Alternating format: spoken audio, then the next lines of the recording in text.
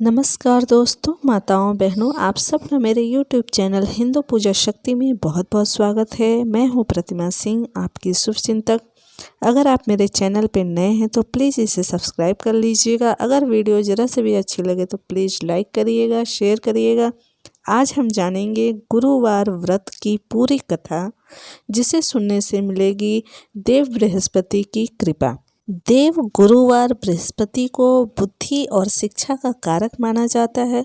गुरुवार को बृहस्पति देव की पूजा करने से धन, विद्या, मान सम्मान, प्रतिष्ठा और कई अन्य मनोवांछित फल की प्राप्ति होती है। धार्मिक ग्रंथों के अनुसार गुरुवार को भगवान बृहस्पति की पूजा का विधान है।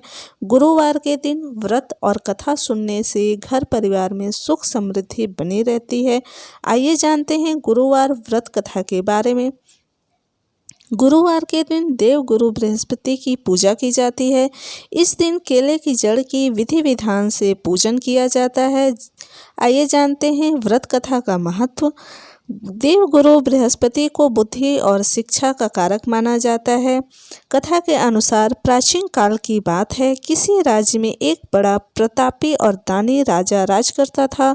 वह हर गुरुवार को व्रत रखकर दीन दुखियों की मदद करके पुण्य प्राप्त करता था, परंतु ये बात उसकी रानी को अच्छी नहीं लगती थी। वह न तो व्रत करती और न ही दान पुण्य में विश्वास रखती थी। इतना ही नहीं, वह राजा को भी ऐसा करने से मना करती थी। एक समय की बात है, राजा शिकार खेलने के लिए वन गए। घर पर रानी और दासी थी। उसी समय गुरुवार बृहस्पति देव साधु का रूप धारण कर राजा के दरवाजे पर भिक्षा मांगने आए। साधु ने जब रानी से भिक्षा मांगी तो वह कहने लगी, हे साधु महाराज, मैं इस दान और पुण्य से तंग आ गई हूँ। आप कोई ऐसा उपाय बताएं जिससे कि सारा धन नष्ट हो जाए और मैं आराम से रह सकूं। इतना सुनकर बृहस्पति देव ने कहा, हे देवी, तुम बड़े विचित्र हो। संतान और धन से कोई दुखी होता है? अगर अधिक धन है तो इसे शुभ कार्यों में लगाओ। कुंवारी कन्याओं का विवाह कराओ, विद्यालय और बाग बगीचों का निर्माण कराओ, जिससे तुम्हारे दोनों लोग सुधरें। परंतु साधु की इन बातों से रानी को खुशी नहीं हुई। उसने कहा कि मुझे ऐसे धन की आवश्यकता नहीं जिसे मैं दान दूं और जिसे संभालने में मेरा सारा समय नष्ट हो जाए। तब साधु ने कहा, अगर तुम्हारी ऐसी इच्छा है तो मैं जैसा तुम्हें बताता हूँ तुम वैसा ही करना। गुरुवार के दिन तुम घर को गोबर से लिपना, अपने बालों को पीली मिट्टी से धोना, राजा से हजामत बनाने को कहना, भोजन में मांस मदिरा का प्रयोग करना, कपड़े धोबी के यहाँ धुलने देना। इस प्रकार 7 बृहस्पतिवार करने से तुम्हारा समस्त धन नष्ट हो जाएगा। इतना कहकर साधु के रूप में बृहस्पति देव अंतर ध्यान हो गए। साधु के अनुसार सही कई बातों को पूरा करते हुए रानी को केवल 3 बृहस्पतिवार ही बीते थे कि उसकी समस्त धन संपत्ति नष्ट हो गई। भोजन के लिए राजा का परिवार तरसने लगा। तब एक दिन राजा ने रानी से बोला कि हे रानी, तुम यहीं रहो, मैं दूसरे देश को जाता हूँ, क्योंकि यहाँ पर सभी लोग मुझे जानते हैं, इसलिए मैं कोई छोटा कार्य नहीं कर सकता। ऐसा कहकर राजा दूसरे देश चला गया। वहाँ वह जंगल से लकड़ी काट कर लाता और शहर में बेचता। इस तरह वह अपना जीवन व्यतीत करने लगा। इधर राजा के परदेश जाते ही रानी और दासी दुखी रहने लगे। एक बार जब रानी और दासी को 7 दिन तक बिना भोजन के रहना पड़ा तो रानी ने अपनी दासी से कहा, हे दासी, पास ही के नगर में मेरी बहन रहती है, वह बड़ी धनवान है, तो उसके पास जा और कुछ ले आ ताकि थोड़ी बहुत गुजर बसर हो जाए। दासी रानी की बहन के पास गई। उस दिन गुरुवार था और रानी की बहन उस समय बृहस्पतिवार व्रत की कथा सुन रही थी। दासी ने रानी की बहन को अपनी रानी का संदेश दिया, लेकिन रानी की बड़ी बहन ने कोई उत्तर नहीं दिया।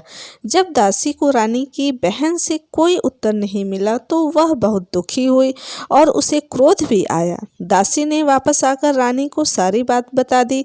ये सुनकर रानी ने अपने भाग्य को कोसा। उधर रानी की बहन ने सोचा कि मेरी बहन की दासी आई थी, परंतु मैं उससे नहीं बोली। इससे वह बहुत दुखी हुई होगी। कथा सुनकर और पूजा समाप्त करके वह अपनी बहन के घर आई और कहने लगी, हे बहन, मैं बृहस्पतिवार का व्रत कर रही थी। तुम्हारी दासी मेरे घर आई थी, परंतु जब तक कथा होती है तब तक न तो उठते हैं और न ही बोलते हैं, इसलिए मैं नहीं बोली। बताओ दासी क्यों आई थी? रानी बोली, बहन, तुमसे क्या छिपाऊं, हमारे घर में खाने तक को अनाज नहीं है। ऐसा कहते कहते रानी की आंखों में आंसू भर गए। उसने दासी समेत पिछले 7 दिनों से भूखे रहने की पूरी बात अपनी बहन को बताई। रानी की बहन बोली, देखो बहन, भगवान बृहस्पति देव सबकी मनोकामना को पूर्ण करते हैं। देखो, शायद तुम्हारे घर में अनाज रखा हो। पहले तो रानी को विश्वास नहीं हुआ, पर बहन के आग्रह करने पे उसने अपनी दासी को अंदर भेजा तो उसे सचमुच अनाज से भरा एक घड़ा मिल गया। ये देखकर दासी को बड़ी हैरानी हुई। दासी रानी से कहने लगी, हे रानी, जब हमको भोजन नहीं मिलता तो हम व्रत ही तो करते हैं, इसलिए क्योंकि न इनसे व्रत और कथा की विधि पूछ ली जाए ताकि हम व्रत भी कर सकें। तब रानी ने अपनी बहन से व्रत के बारे में पूछा।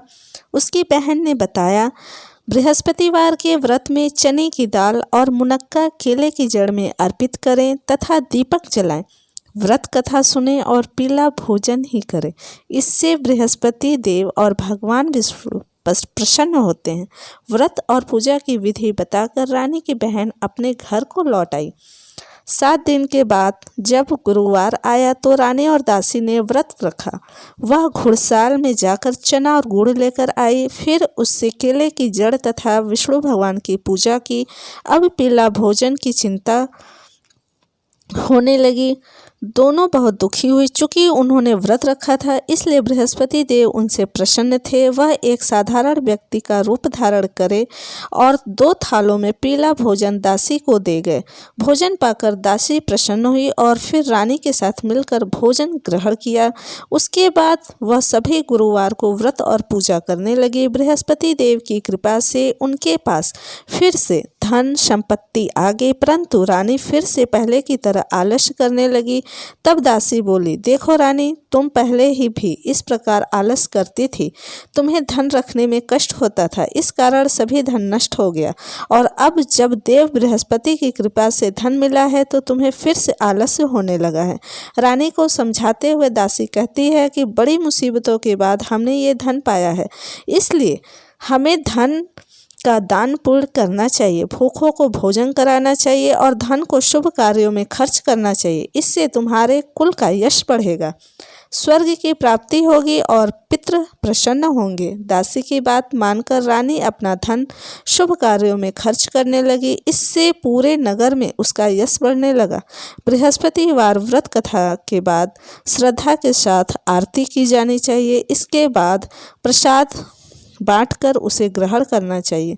तो दोस्तों, आपको बृहस्पतिवार की व्रत कथा कैसी लगी, प्लीज़ हमें कमेंट करके ज़रूर बताइएगा। तो मिलती हूँ मैं आपको फिर से एक नई जानकारी के साथ। तब तक मैं प्रतिमा सिंह आपसे विदा लेती हूँ। ओम नमः शिवाय।